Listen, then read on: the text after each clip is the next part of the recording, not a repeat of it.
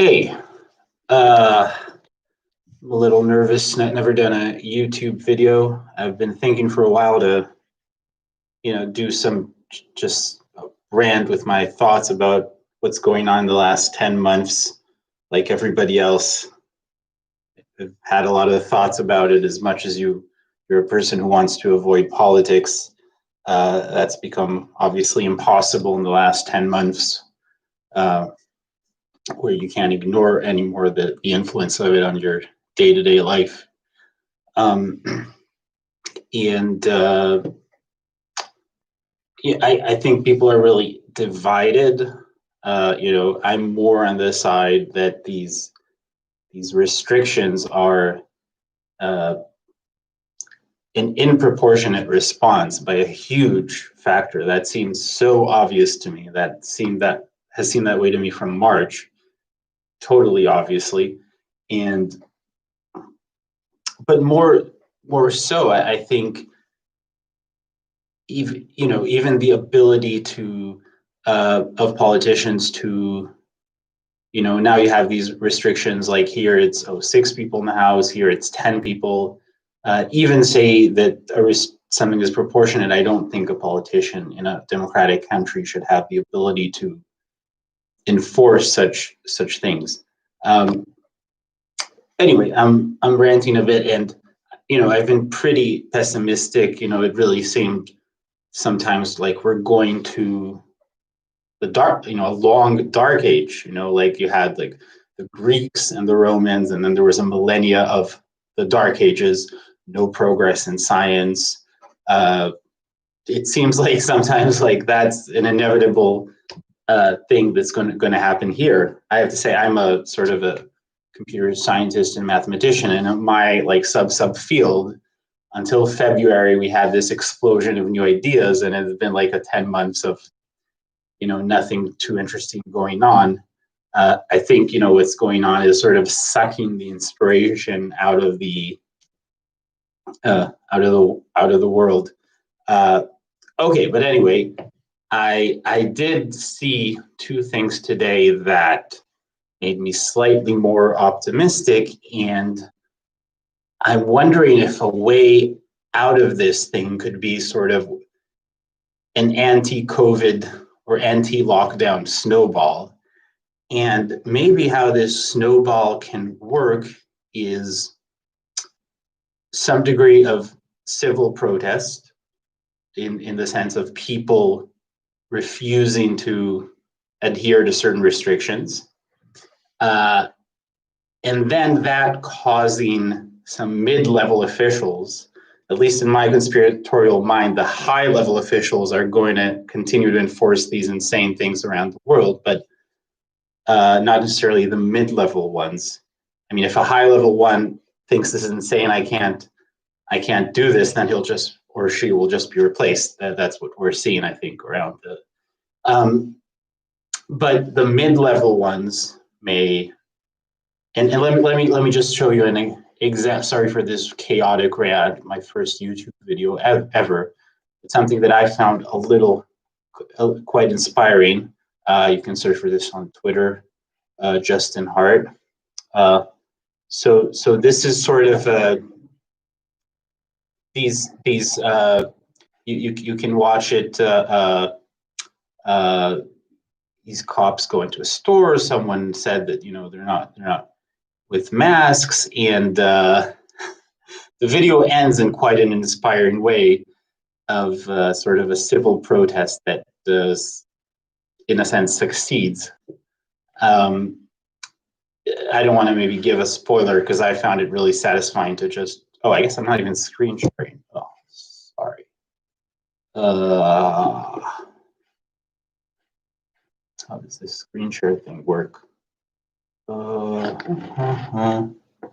that even possible?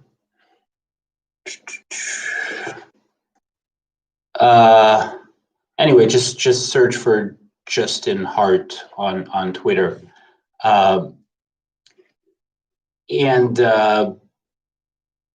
Anyway, these people that, okay, I'll just tell it, these people who sort of this health inspector comes into a store after someone says, oh, people are not wearing masks in this store. And the people sort of demand, show us a warrant or get out. And the health inspector says, well, this is a health code. It's not about, I don't need a warrant. And they say like, oh, well, you can't circumvent the Constitution in this way. And, it ends by just everybody sort of yelling, get out, get out. And the health inspector, accompanied by the police, you see them walking out while people are sort of walking after them, and nothing violent, but just sort of chanting, get out, get. And it was so satisfying to see that conclusion to this video after seeing all these stories about just these shops going out of business and people getting more fines and going more out of business and more depressed and more killing themselves. And then if you search for, there's a story about an New York sheriff refusing to enforce this new Cuomo restriction of at most 10 people per in the house on Thanksgiving. So I wonder if there could be some sort of snowball of more civil protest, and that making more sort of mid-level officials sort of saying, yeah, this doesn't make sense, and now I feel more empowered to not enforce some of these restrictions, and maybe like that can inspire more, that can be sort of a snowball. And so that's in the midterm. In the long term, right, it makes you think like, like this term information wars, there's no sort of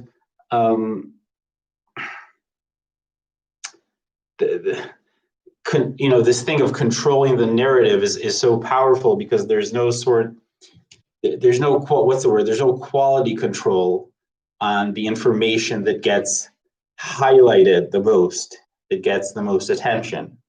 And the mainstream narrative that makes everybody, follow certain rules may be something that, makes no sense. And even the majority of people know it makes no sense. It doesn't seem that the majority of people, even doctors, epidemiologists, support the policy, but it's enough for, if the governments want to do a second, third, fourth, seventh lockdown, they only need to find one scientist, one paper they can quote that says, oh, there's going to be 5 million deaths.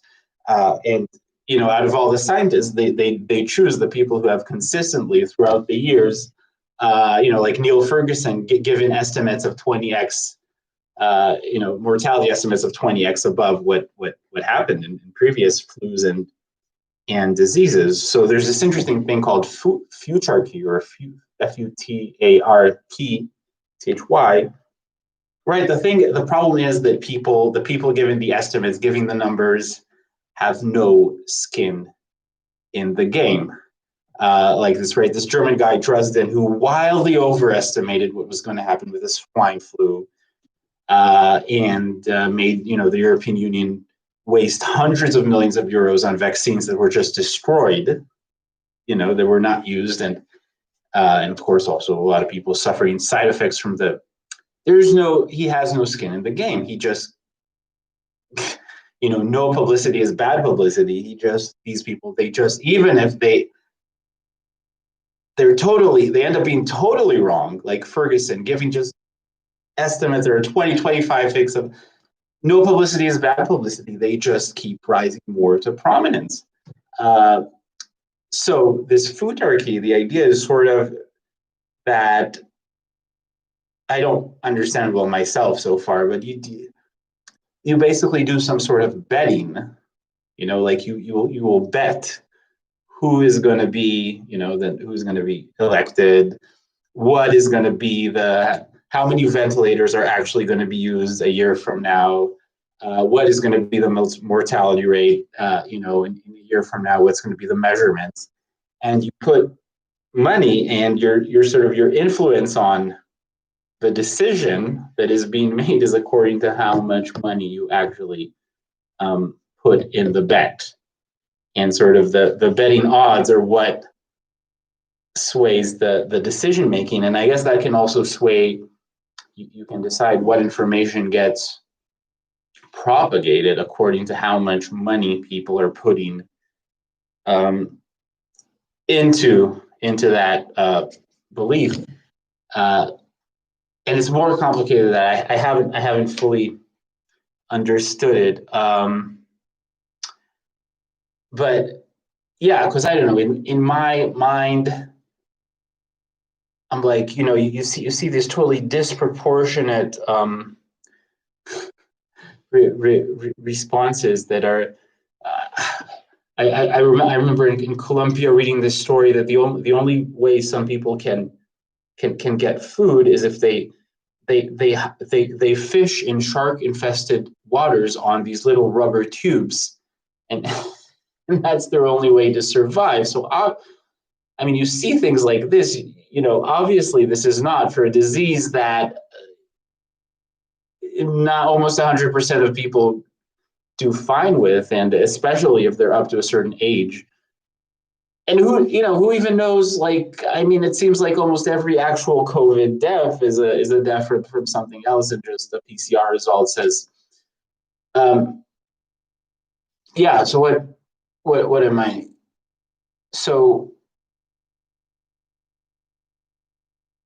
right. So I really, my instinct was obviously there's something malicious going on here, and maybe there is at a high level, but because of the propagation of low quality numbers, low quality information, um, then there are a lot of people who genuinely think they're doing something good. And there was this Facebook post that of a nurse in Israel who didn't want to go public, but she just wrote it on her Facebook, and her settings were public, so a lot of people saw it. And she was talking about how she gives COVID tests to uh, these old people who don't even know why a swab is going to their nose. So it seems like in the hospital they're just giving these tests to people without their consent, or because she says that the people she's giving the test to, they don't understand why a swab is going into their nose, and they're crying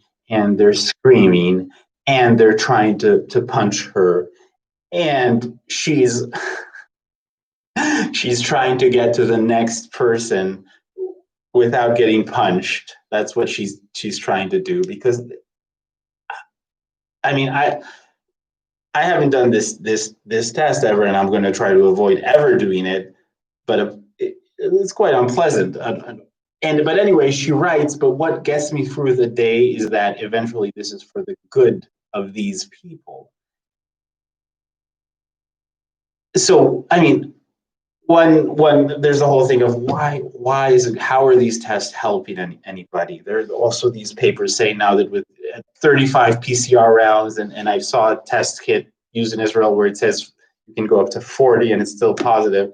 They said 35, there's already a 30x false positive for each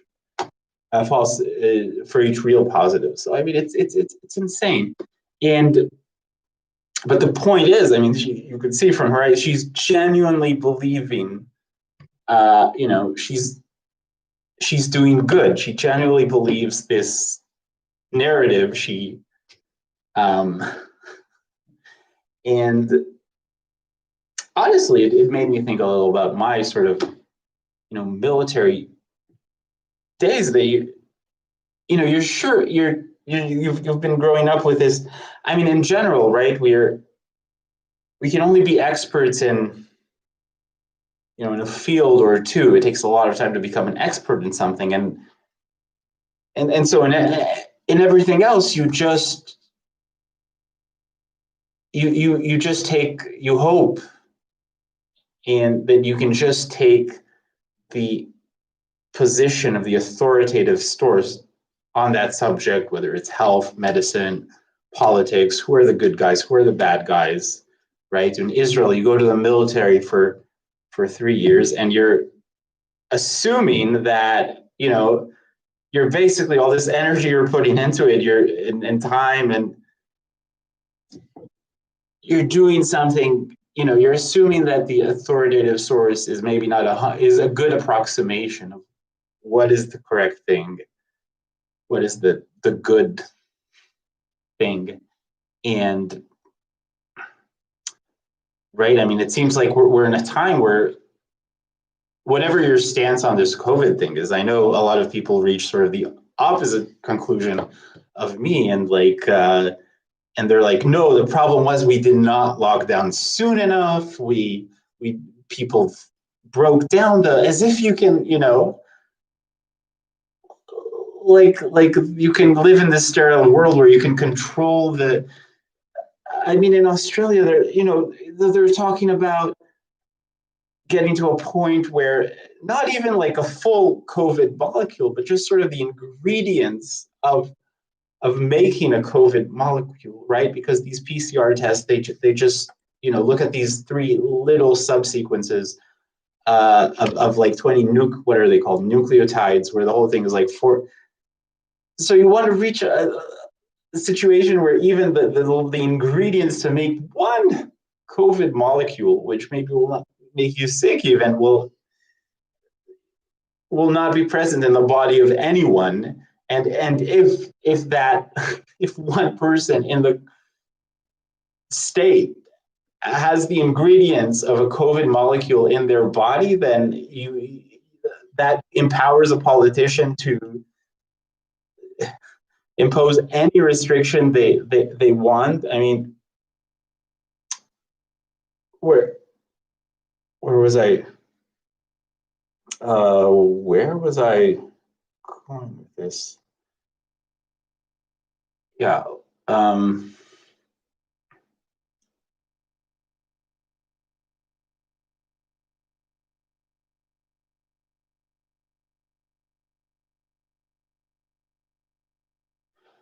I lost my train of thought of it, but this made me think of this, some sort of governance system where information is propagated according to how much, sort of skill, how much people have really invested in that idea being correct. Take a totally different example, right? The Iraq War, that it seems like, I don't know, at least if you go on Quora, there's a big consensus that, Saddam maybe was not great, but general people's lives are worse in Iraq. So basically, a lot of soldiers died, a lot of money was put in, a lot of suffering was caused, a lot of deaths were caused to reach a worse situation. And the justification of that was this WMD, that Tony Blair, who I think a lot consider a war criminal at this point, was propagating that, hey, Saddam can in 45 minutes shoot nuclear missiles on London, and therefore that is the reason. And so this turned out to be totally false. But this is the problem, so this idea of WMD, or this idea of exponential growth, right? This thing that in March was so annoying that someone could say exponential growth to you, and that was like a proof that he's smarter than you just by saying that phrase.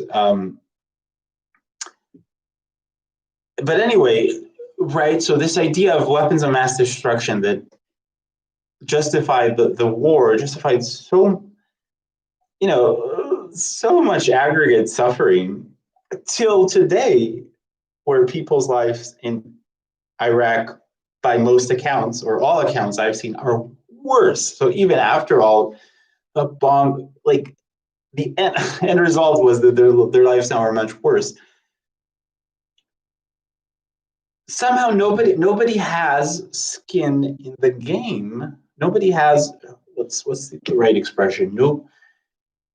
Nobody pays a debt for an idea that impacts billions of lives in a potentially tragic way, nobody is held accountable. And so I really like this idea that you look at odds in a betting pool and use that to choose what idea should be propagated.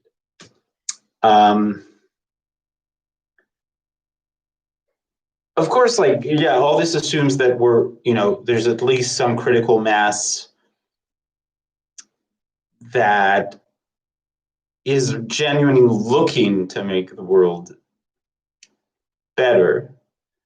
I mean, if the world is already totally controlled by a nefarious, malicious Illuminati, Freemason elite, there's maybe there's nothing to do. But the hope is that it's maybe some combination of chaos, random chaos, good intentions, with some maybe maliciousness, as a spice here and there that kind of makes it all move in a wrong direction. Yeah, but again, sorry, I don't understand how to screen share here, but I would just search on Twitter, Justin Hard, business owners in Buffalo demand the health inspector leave private property to see this video. I found it really inspiring. Yeah, all right, see you later.